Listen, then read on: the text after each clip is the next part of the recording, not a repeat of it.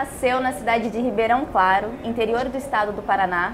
Foi embora para Curitiba para cursar artes cênicas na PUC. Em 1989 veio para São Paulo, conheceu Rodolfo Garcia Vasques, com quem fundou a companhia de teatro Sátiros. Ele também é um dos fundadores da SP, Escola de Teatro, uma das maiores escolas de teatro da América Latina. Hoje eu tenho o prazer de tomar o café com Ivan Cabral. Obrigado, obrigado. Ivan, conta pra gente um pouco como que foi a sua trajetória, a sua história em Ribeirão Claro. Eu nasci em Ribeirão Claro em 63, portanto num momento muito diferente, muito distante do que hoje a gente entende o interior do Brasil, né? E para você ter uma ideia, a televisão chegou na minha casa, eu tinha 10 anos. Então, eu venho de uma família muito religiosa, uma mãe que veio da igreja adventista, um pai de formação católica, ambos rigorosos. Mas eu acho que esse ambiente, ele meio que favoreceu muitas coisas na minha vida, porque eu tive uma formação muito humanista, a gente ouvia muita música na minha casa, a gente lia bastante, embora de uma família muito pobre, meu pai era pedreiro, analfabeto, a gente tinha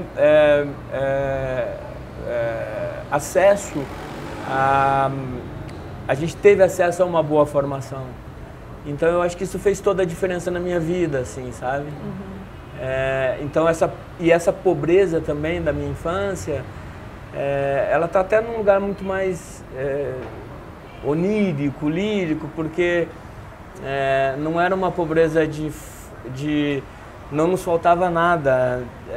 A gente teve uma infância muito feliz, mas aprendendo valores que hoje são impossíveis, por exemplo, plantar o que comia. Uhum. Né?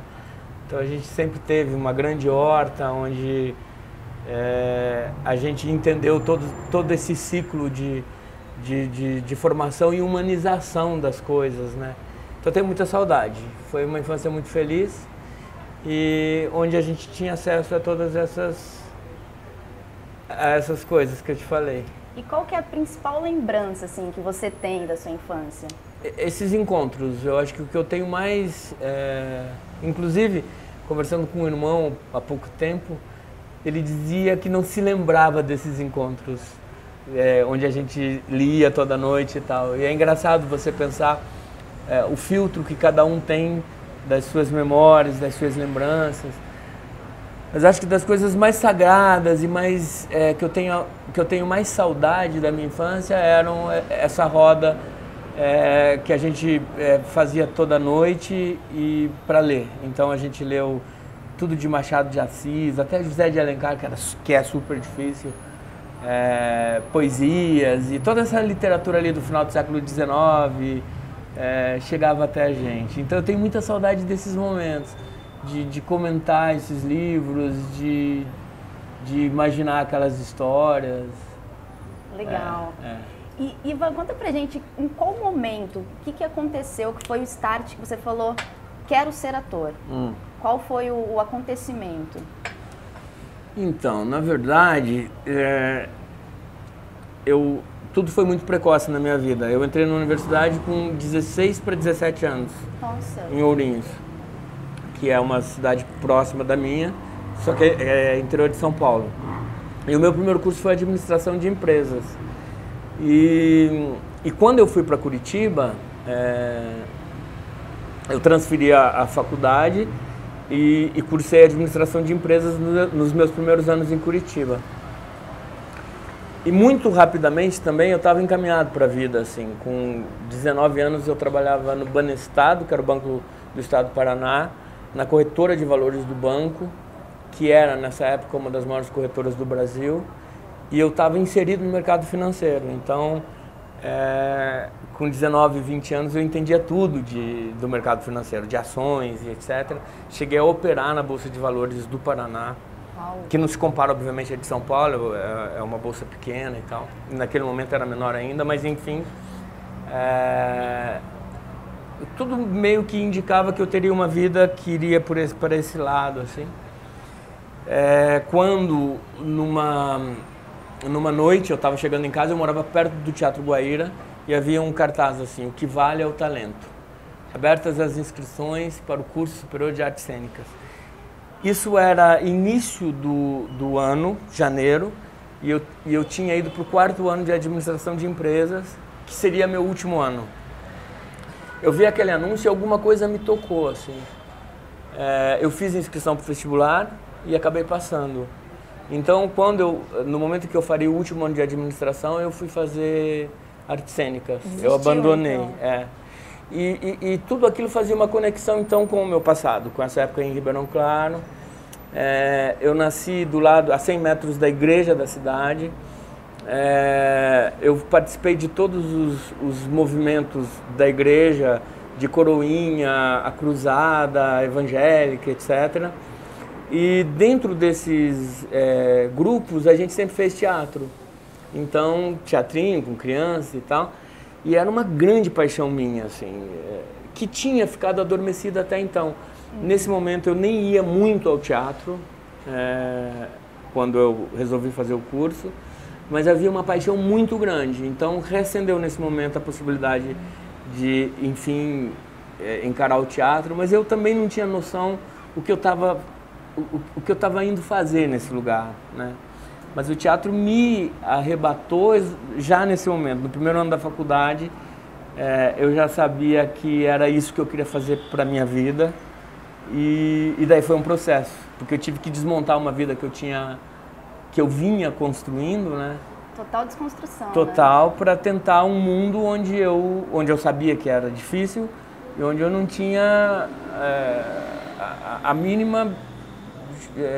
eu não tinha visão do que poderia acontecer comigo, né? Mas eu me lembro que no 3º ano da faculdade eu resolvi então sair do banco e falei, bom, eu tenho o 3º e o 4º ano para eu entender isso, vamos ver o que eu consigo fazer. E claro, aos 20 e pouquinhos anos eu já tinha comprado carro, eu já tinha comprado, me lembro que eu tinha comprado um apartamento financiado. Eu tive que abdicar de tudo isso, obviamente, para uma outra vida e uma outra possibilidade.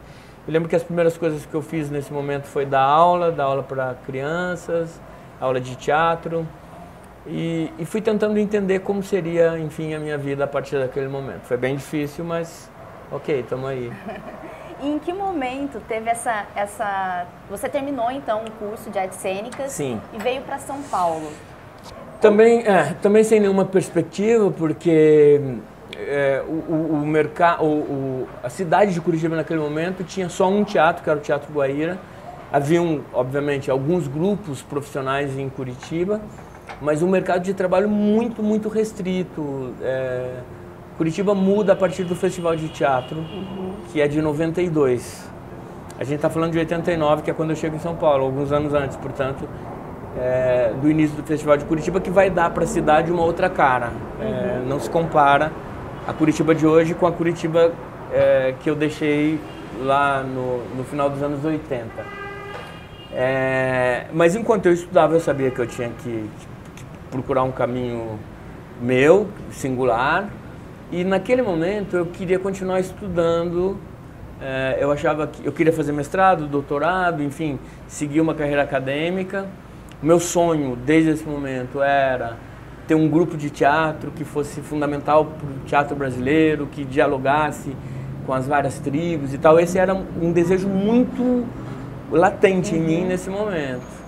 Mas eu não sabia como isso aconteceria. Eu achava até que eu não conseguiria fazer isso. Então, uma maneira óbvia era tentar criar um caminho que eu desse conta. E o caminho que eu criei era vir para São Paulo, continuar estudando. Então, a primeira coisa que eu fiz quando eu cheguei aqui foi para a ECA, para tentar informação e tal. Só que daí teve um desvio aí, nesse momento, porque eu conheci o Rodolfo numa dessas minhas idas à ECA. Eu encontrei lá um anúncio, precisa de atores, vai ter um teste no dia tal, e eu acabei comparecendo a esse teste e conheci o Rodolfo. Eu fui aprovado e a gente então começou a trabalhar juntos com uma outra companhia, um outro grupo, mas o nosso encontro foi muito poderoso. A gente pensava coisas parecidas, a gente queria coisas próximas, a gente sonhava um grupo de teatro, a gente sonhava essas mesmas coisas. E isso foi muito rápido. Eu cheguei aqui em fevereiro. Em fevereiro mesmo eu já estava trabalhando com o Rodolfo. E no dia 1º de abril a gente fundou o Sátiros. 1º de abril. E a primeira peça do Sátiros ela foi montada no segundo semestre desse ano. Que foi um infantil, Aventuras de Arlequim. E assim começou a nossa saga, né? Que é uma história que o ano que vem a gente faz 30 anos. Então é muita história, Júlia. Histórias boas e positivas, né? Sim, sim, sim. A gente transformou também, e graças a Deus a gente acho que conseguiu, as dificuldades, os momentos ruins também em poesia, em coisas bacanas, coisas que nos fizeram rever o mundo, repensar, reformular, né? Então, eu acho que é uma trajetória que tem valido a pena. Como que vocês vieram parar aqui na Praça Roosevelt? Porque antigamente essa praça ela tinha bandidos, prostituição, muitos assaltos, né? Como que vocês decidiram ocupar esse espaço da praça? Tá, então a gente tem que voltar um pouquinho antes, no tempo. Quando a gente então fundou o Sátiros, uma das primeiras peças que a gente fez, foi a segunda peça na verdade, se chamava Sades ou Noite com os Professores de Moraes. E foi a peça que a gente visitou Sade pela primeira vez. Era, obviamente, um espetáculo muito forte, com uma temática bastante complexa. E a gente, naquele momento, não encontrava um local para apresentar o espetáculo, porque ele era muito pesado. E a alternativa que a gente teve foi arrendar um espaço. Então, foi a primeira vez que nós tivemos um espaço. E a gente descobriu, nesse momento, aliás, eu acho que foi o nosso grande aprendizado e o nosso grande trunfo, porque a partir desse momento o Sátiros sempre vai ter um espaço para trabalhar e não vai mais depender de ninguém para poder montar os seus espetáculos e fazer a sua própria curadoria, porque parece uma bobagem, mas é muito difícil. Você tem que se adequar, a tua proposta tem que se adequar à proposta do espaço X ou Y. Enfim, é um trabalho complicado. Mas foi a primeira vez que a gente teve um espaço, era um espaço na Rua Major Diogo, a rua do TBC, no momento onde também se complicava um pouco a questão dos moradores de rua, os sem-teto, que começaram a morar embaixo daqueles viadutos que tem na Rua Major Diogo, enfim. A gente chegou na Rua Major Diogo muito escura e muito problemática. E imediatamente a gente transformou aquela região, o teatro que a gente tinha, que se chamava Teatro Bela Vista. A gente, na verdade, nessa época não entendeu muito bem o que estava acontecendo, mas a gente modificou o entorno. Daí a gente foi embora do Brasil e ficou muitos anos fora do Brasil. A gente morou 7 anos em Portugal, trabalhando muito pela Europa e tal. E quando a gente chegou em Portugal, novamente, nenhum teatro queria nos receber. E a alternativa foi a gente encontrar um espaço e transformar esse espaço em teatro, enfim, poder trabalhar. Então, em Lisboa, a gente trabalhou no Teatro Ibérico e, mais uma vez, o entorno foi modificado. E daí, nesse momento, a gente prestou atenção, falou, tem alguma coisa acontecendo aqui.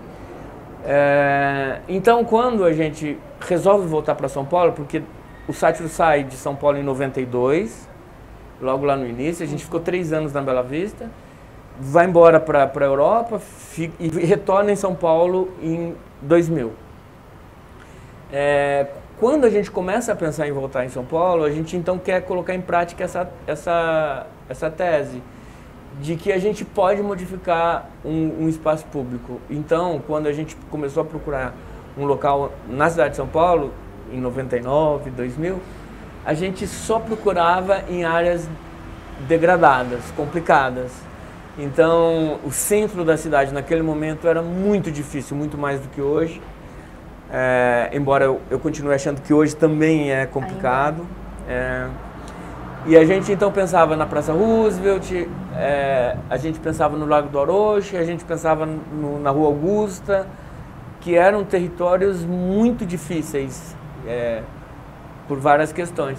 E daí apareceu a Praça Roosevelt. E é importante também lembrar que antes do Sátiros, não se pensaria num espaço como o dos sátiros como teatro. Os Sescs não tinham nenhuma sala experimental até esse momento.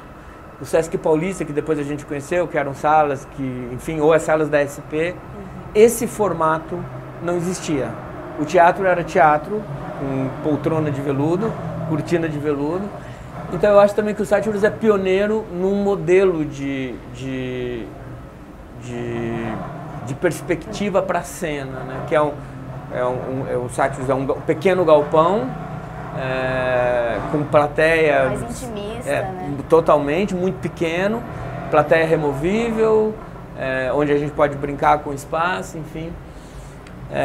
A gente encontrou esse espaço, não era o ideal, obviamente, mas a gente então quis colocar em prática essa questão.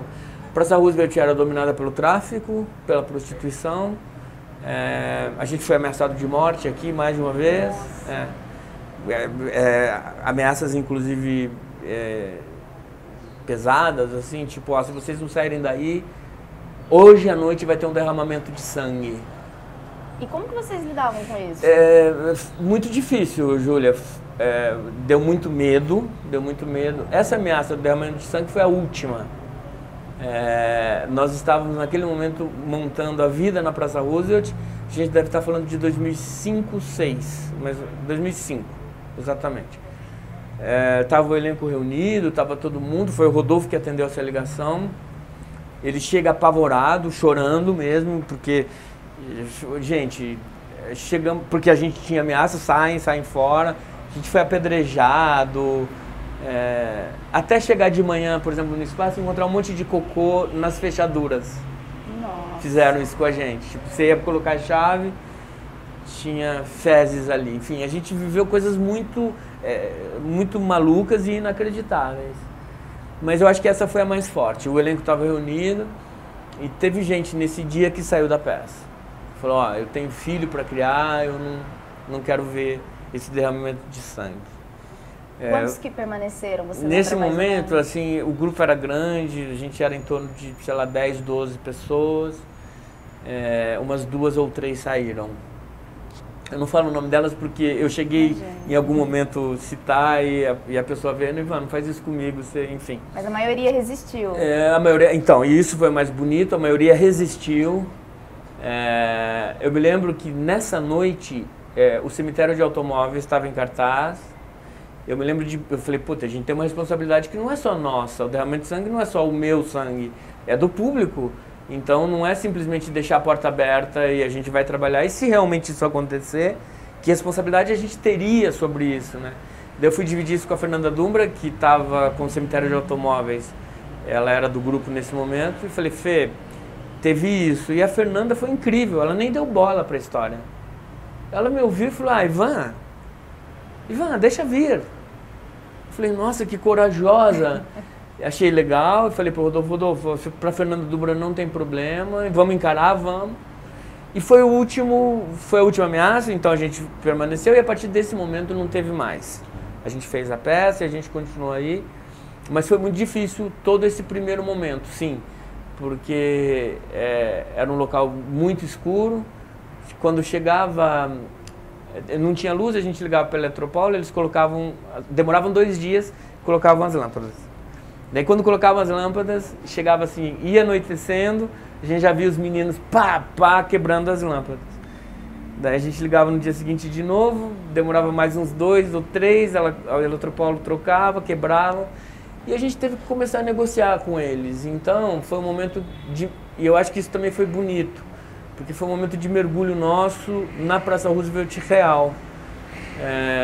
E uma pequena frase, uma pergunta, acabou fazendo toda a diferença, que era, qual o seu nome?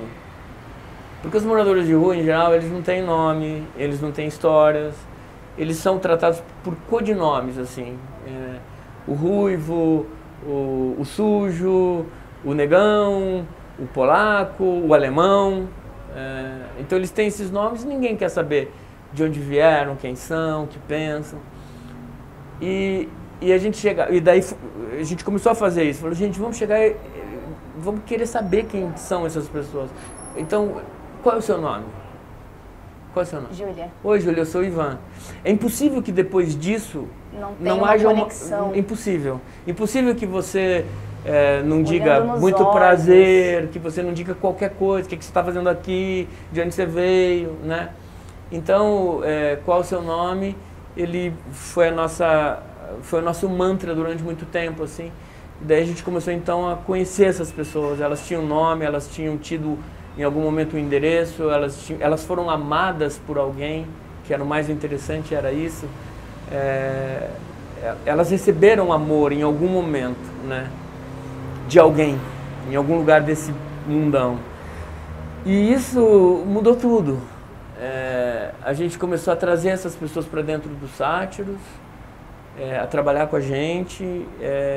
No primeiro momento, óbvio, muitos não tinham formação nenhuma, mas a gente foi então trabalhar, eles foram da limpeza até operação de som, de luz, confecção de cenário, fazer reparos no espaço. E daí foram muitas dezenas de meninos e meninas que a gente conheceu na praça, que foram se aproximando. As travestis também se aproximaram da gente nesse momento, que também viviam da prostituição, muitas com muitos problemas. Uma travesti hoje no Brasil, ela vive até os 35 anos. Então, imagine, ela é muito linda aos 20, aos 25, ela está fazendo prostituição, depois essa fase se encerra e ela vai ter muitos problemas, né? Então, o nosso encontro com as transexuais travestis também se deu nesse momento. Elas também foram incorporadas ao grupo. E, bom, daí a ideia da escola surge nesse momento também. Porque a gente começa a fazer esse trabalho de formação com essas pessoas. A gente descobre que muitos deles vêm da zona leste, extrema zona leste, que é o Jardim Pantanal. Conhecemos muita gente do Jardim Pantanal e a gente, a partir do momento, quer conhecer quem são essas pessoas, o que é o Jardim Pantanal. O Jardim Pantanal é um bairro na zona leste que no verão, janeiro e fevereiro, fica embaixo da água até hoje. Por causa das enchentes, da chuva, eles não têm saneamento, eles não têm nada. É uma área ocupada que nesse momento ela começa a ser legalizada, mas ainda falta muito para que aquela região tenha condições de moradia decente. Então até hoje eles, quando chove muito, eles ficam embaixo d'água por meses. E a gente foi lá e foi um encontro muito incrível, muito lindo, muito poderoso, porque a gente começou então a trabalhar formação para esses meninos nessas áreas técnicas em teatro, iluminação, som, cenário, figurino, e alguma coisa ali começou a acontecer. O Serra é prefeito da cidade, a primeira virada cultural, que também é inspirada nas Satirianas, enfim, acontece, e ele vem conhecer os Sátiros. Ele era prefeito da cidade, e nesse dia ele fica conhecendo, então, esse trabalho nosso, a nossa relação com a praça, com os traficantes, com as travestis, e conhece os meninos do Jardim Pantanal, que a gente convida, é um espetáculo que a gente faz, junto com o Gilberto Dimenstein. E daí o Serra então descobre que a gente tem esse trabalho no Jardim Pantanal e propõe a criação da SP Escola de Teatro.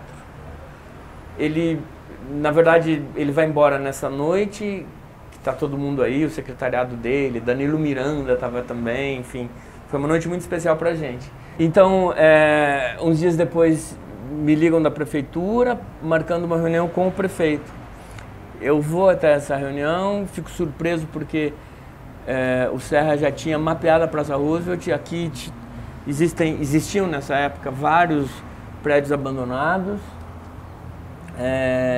e ele apresenta esse aqui, que se tornaria depois a sede da SP Escola de Teatro, que era um espólio de uma família do Nordeste, do Recife, eu acho, e que devia muito IPTU, e o prédio poderia ser desapropriado, enfim, foi desapropriado por R$250 mil isso aqui, ou seja, eles deviam muito IPTU na época.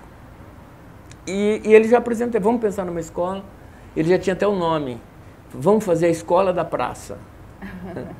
E achei lindo, e a gente então começou a pensar. Nesse momento a gente entendeu que esse convite não era para os Sátiros, não era para o Ivan, mas para um movimento teatral que naquele momento era forte na cidade de São Paulo.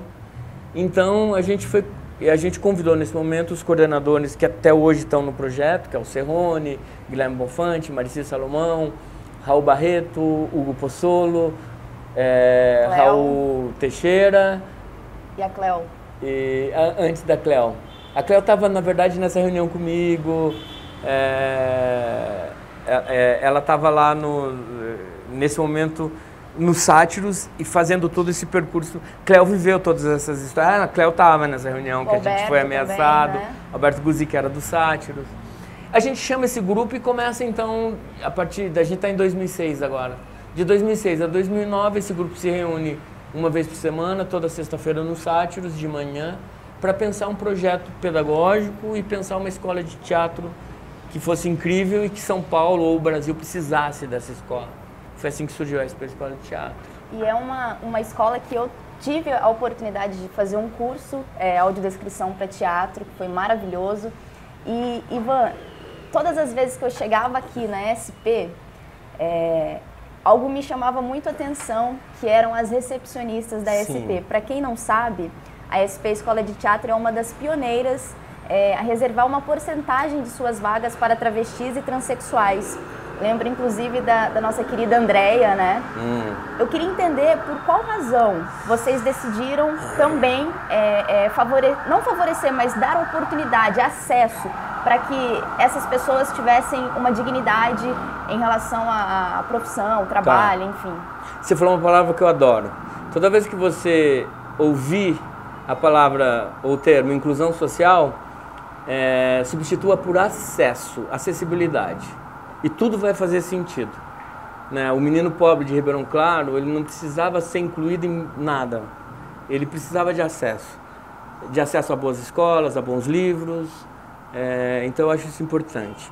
Mas a gente pensa nelas porque há uma dívida nossa do movimento teatral da Praça Roosevelt com as transexuais. Porque esse local, quando nós chegamos, era habitado pelas transexuais e travestis. Era muito barato morar na Praça Roosevelt.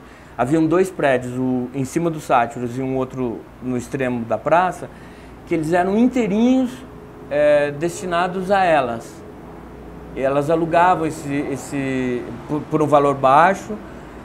Elas podiam morar na Praça Roosevelt, então haviam 2 prédios com centenas de moradores transexuais viviam na praça. E, de certa forma, a gente, aspas, itálico, higienizou esse espaço. Porque a gente veio e a gente fez uma limpeza sem querer, né? Obviamente, quer dizer, querendo muito, mas sem pensar na exclusão de grupos e etc. Mas a gente excluiu, porque o metro quadrado hoje na Praça Roosevelt é um dos mais caros da cidade de São Paulo. É uma irrealidade total, mas enfim, existe. E elas não conseguem mais morar na Praça Roosevelt. Então, quando a gente criou o projeto, a gente imediatamente pensou nisso. A gente tem uma dívida que deverá ser paga com oportunidades, com trabalho, com dignidade para esse grupo. Então, desde o início da escola, toda a recepção do nosso projeto é feita por travestis e transexuais que já estão em outros lugares da escola. Hoje a gente tem travestis e transexuais trabalhando na produção, na pedagogia, na biblioteca, enfim, elas estão criando um trajeto dentro da escola bem bacana. E também atuando, né? Porque eu fui assistir os Baldios e tem lá a participação a Márcia. Incrível. Bom, esse aqui é o Ivan Cabral. Essa história maravilhosa da trajetória da vida dele. A gente vai para um rápido intervalo e eu volto já já com um pouco mais sobre a vida dele.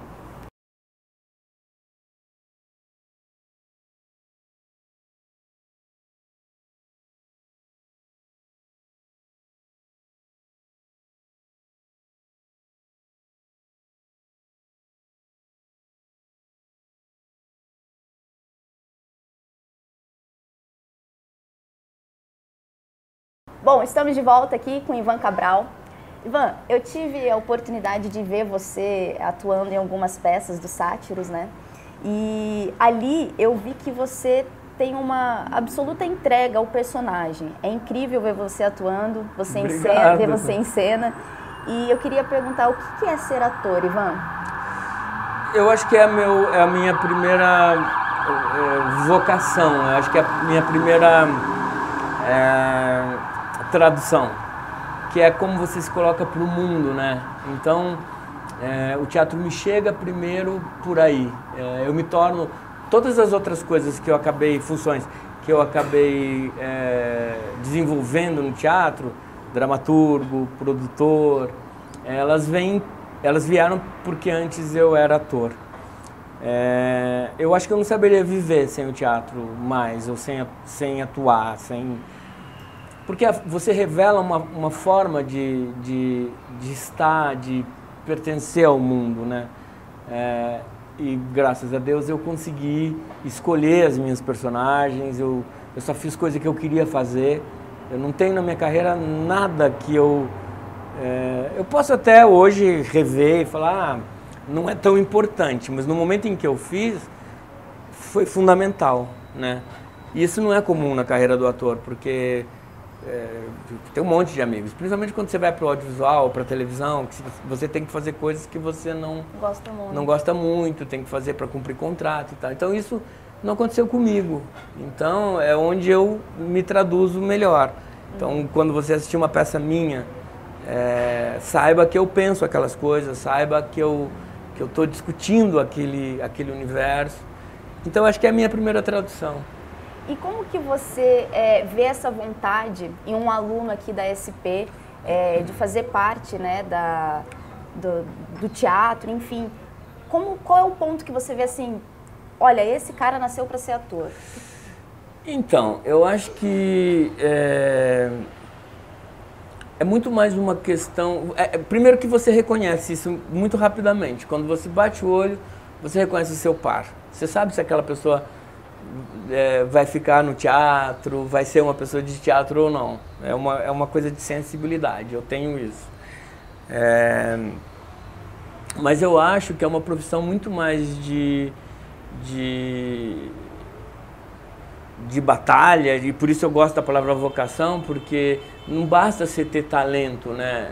O talento, a técnica, ela se constrói.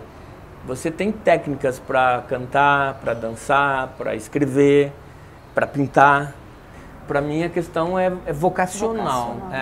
E a vocação ela é uma coisa também que se trabalha, né? Então se você for na religião você vai entender melhor isso. Porque a vocação é uma coisa que se alimenta, que você precisa de alimento para você continuar acreditando nas coisas. E talento é uma bobagem. É possível você comprar o talento, Sim. é possível você aprender e aprender o talento. Legal. E olha, o Ivan, ele é doutor em pedagogia do teatro, e eu andei dando uma lida na sua tese de doutorado, onde o título diz que o importante é não estar pronto. Da gênese às dimensões políticas, pedagógicas e artísticas do projeto da SP Escola de Teatro. E agora eu te pergunto, Ivan, o importante é não estar pronto, por quê? O importante é não estar pronto, o importante é não ter certeza, o importante é ter dúvida, o importante é repensar, o importante é pedir perdão, o importante é pedir... mudar de opinião, o importante, porque eu acho que a vida é uma construção, né? Eu não acredito num ator, num professor, num profissional que saiba tudo. Eu não acredito numa pessoa que tenha certezas. Não acredito, não. E que tenha certezas, sejam quais forem essas certezas. Eu acho que você tem que colocar reticências, acho que você tem que estar poroso para entender o mundo. O mundo, ele está em movimento, ele está em construção o tempo inteiro. O mundo e todas as suas dimensões, o amor, os afetos, isso tudo muda o tempo todo. Então, se você não tiver disponível, nada vai acontecer. Então, eu não acredito, por exemplo, que você vai fazer uma escola onde você vai aprender tudo e... Não. Eu acho que o importante é você ter certeza de que não estar pronto é o grande dever da tua vida e, portanto, você vai ter que estudar sempre, você vai ter que estar em movimento sempre, porque senão você vai perder o bonde. Interessante. Tem uma frase, inclusive, que fala: eu não sou, estou sendo. Exatamente. Né? Bom, isso é Milton Santos, que é um geógrafo baiano, sensacional, que vai falar que a geografia, ele vai propor uma nova... um novo olhar para a geografia. Ele não acredita em fronteiras, que a gente tem que quebrar fronteiras para a geografia fazer sentido. E que a geografia, ela não é concreta. Ela pode ser... A gente pode mudar a geografia, assim como a gente pode mudar a história.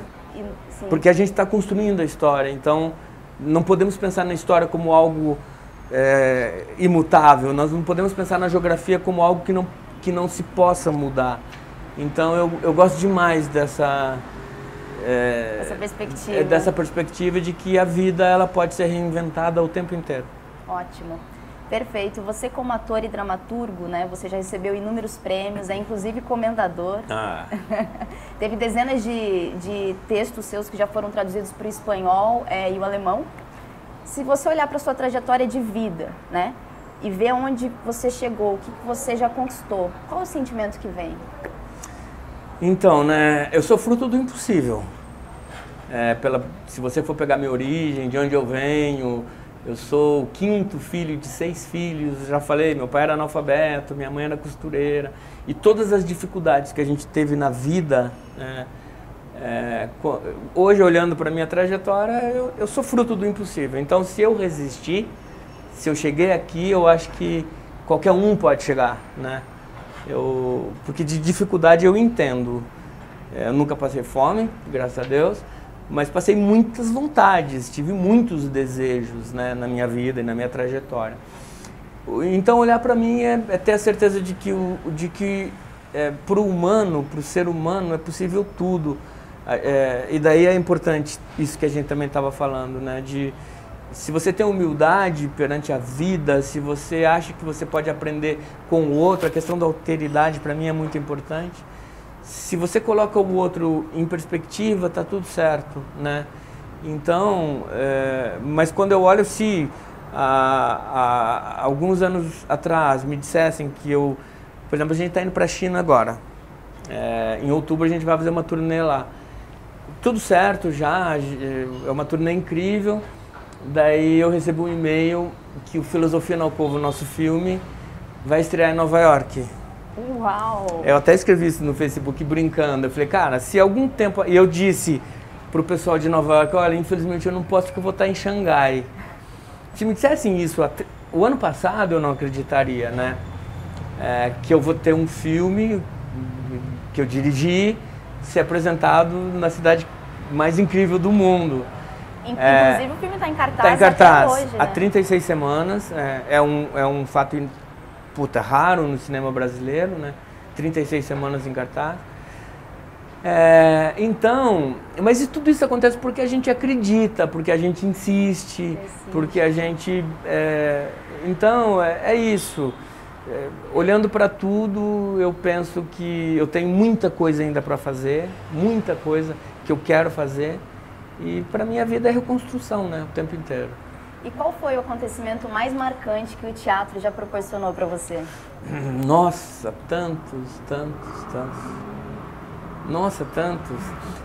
Eu já trabalhei, sei lá, em mais de 30 países. Eu já interpretei em russo, eu já interpretei em ucraniano, eu já interpretei, sem falar a língua, né? Já interpretei em inglês, em francês, em espanhol. Eu já trabalhei em Los Angeles, eu já trabalhei... eu estou falando tudo isso porque é muito surpreendente, assim, né? Você é da mesma região do planeta que eu. Você sair daquele mundinho que... com todas as contradições... Eu amo a minha cidade, amo profundamente. Mas são lugares com contradições muito fortes, né? Minha cidade, por exemplo, você ainda tem sorte. Tem 10 mil habitantes, Ribeirão Claro. Então, a minha tem 50. Então, você é uma cidade muito mais estruturada e tal. Mas quando eu sinto que eu venci essas contradições, então vale a pena. Então eu não teria um momento, eu tenho coisas que eu acho que são inusitadas, que são loucas, né? E que me fazem ter orgulho de ter vivido, sabe? Maravilha. E já que você falou de Ribeirão Claro, você já levou alguma peça para lá? Já pensou nessa possibilidade? Já levei. Já? Já levei. Houve um tempo, principalmente a fase curitibana, assim, porque o Sátiros voltou para Curitiba depois. A gente chegou a ter até recentemente sede em Curitiba. Então, durante o tempo que a gente estava em Portugal, na Europa, a gente teve sede em Curitiba, anos 90, e a gente acabou a sede lá, acho que em 2012, mais ou menos. Mas quando a gente produzia coisas de lá era mais fácil. Eu cheguei a fazer peças em Ribeirão, eu cheguei a ter meu pai se emocionando na primeira fila e, que lindo, e minha mãe recebendo os parabéns na porta. Tive essa felicidade, sim. Que maravilha. E, Ivan, qual mensagem você deixaria para quem está nos assistindo? Talvez seja uma pessoa que, lá do interior, que está ouvindo e assistindo essa sua história e fala, nossa, eu também posso. Gosto tanto disso, de imaginar que isso que a gente está fazendo agora vai chegar justamente nessa cidade no interior do Brasil, que era de onde eu vim, achando que o mundo era muito difícil, que tudo era muito complicado, que tudo era muito longe. Eu quero dizer para você que o mundo é uma bolinha muito pequenina e muito delicada. Na verdade, tudo acaba fazendo sentido. Então, acredita no teu sonho, eu acho que isso é o mais importante. Acredita que você é capaz, seja qual for esse sonho, e persista. Sempre tem um último respiro. Sempre tem alguma coisa além do que a gente imagina que seja o final das coisas, sabe? Porque nós não sabemos quando o fim das coisas chega. Nós não sabemos, esse é o nosso grande mistério. Então, enquanto a gente puder dar um respiro, significa que a gente vai poder criar e continuar. Então, acreditem, eu acho que isso é o mais importante. Ótimo. E para encerrar, com quem você gostaria de tomar um cafezinho? Meu Deus, com quem eu gostaria de tomar um cafezinho? Olha, eu tenho pensado muito, inclusive esses dias me perguntaram qual era a pessoa que eu mais admirava. E quando me perguntaram isso, eles estavam se referindo à literatura, era uma entrevista que eu estava dando, e depois a repórter falou, nossa, eu pensei que você fosse falar... Mas eu tomaria um cafezinho, e muitos cafezinhos hoje, com a Lu, que trabalha em casa e que cuida de mim.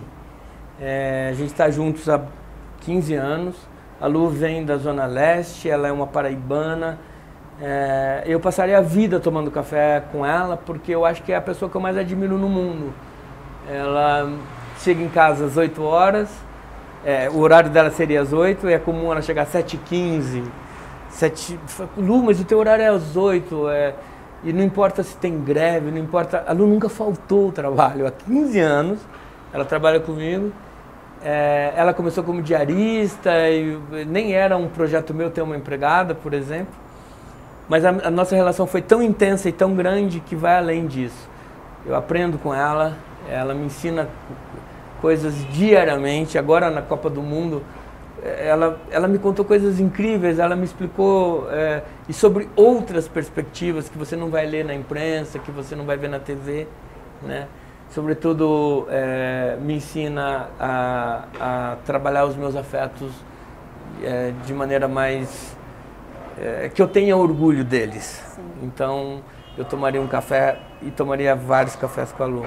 Ótimo. Ivan, agradeço muito, muito. Obrigado. Eu te admiro muito. Quando eu crescer, eu quero ser igual a você. É recíproco, então, tá bom? E obrigada mais uma vez, sucesso. Obrigado a você, sucesso também pelo programa. E ó, quem gostou, curte, se inscreva no canal, sigam também o Ivan nas redes sociais, Ivan Cabral com M, ele é perfeito, maravilhoso, tá sempre... Ó, a Júlia tá falando, acreditem nela.